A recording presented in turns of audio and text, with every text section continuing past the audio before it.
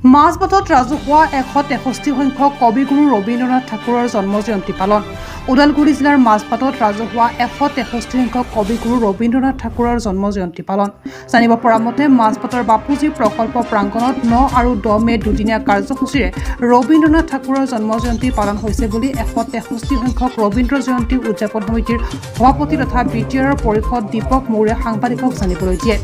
ৰবীন্দ্ৰ জয়ন্তীৰ লগত সংগতি ৰাখি 9 মে ৰাতিপুৱা 9 বজাত পতাকা উত্তোলন কৰে উদযাপন সমিতিৰ সভাপতি দীপক মৌৰে। 9:30 বজাত মাল্যাৰ্পণ কৰে মাজবাট ৰাজচক্ৰৰ বিষয়া উৎপল কুমাৰ ডেকাই আৰু 10 বজাত ৰাজহুৱা সম্বৰ্ধনা অনুষ্ঠান।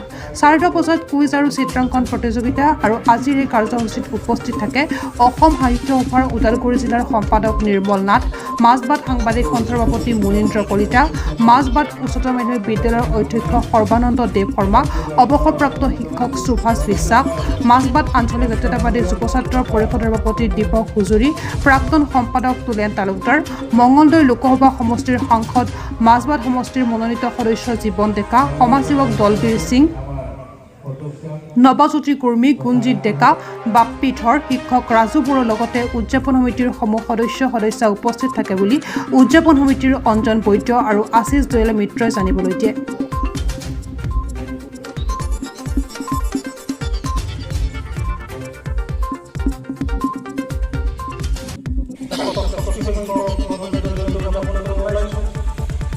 আজি প্ৰথম কাৰ্যসূচী পতাকা উত্তোলন আৰু এই পতাকা উত্তোলন স্থলীত সমবেত হোৱা সকলো জ্যেষ্ঠসকললৈ মই আন্তৰিক সেৱা নিবেদন কৰিছোঁ।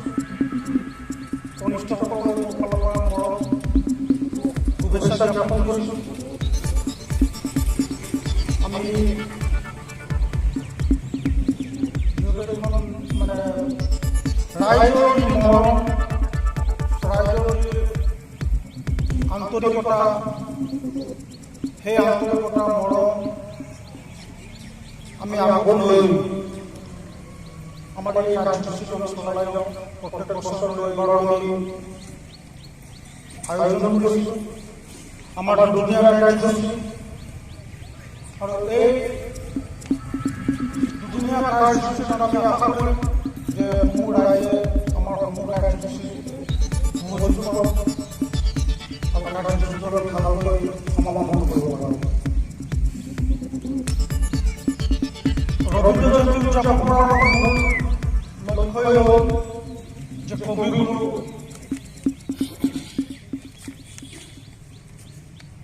ৰবীন্দ্ৰনাথ ঠাকুৰ তেওঁৰ যি মাৰ্গদৰ্শন,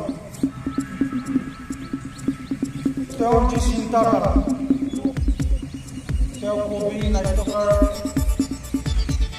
গীতিকাৰ, বিভিন্ন ধৰণৰ অধিকাৰী আছিল, আৰু তেওঁৰ এই গুণসমূহ যাতে আমি নতুন প্ৰজন্মৰ মাজত আমি লৈ যাব পাৰোঁ, সেই উদ্দেশ্য আগত ৰাখি আমি এই অনুষ্ঠানটো আয়োজন কৰোঁ। গতিকে আমি আশা কৰিম আহি থকা দিনবোৰত আমি সকলোৱে এই অনুষ্ঠানটোক আৰু আগবঢ়াই লৈ যাব পাৰোঁ।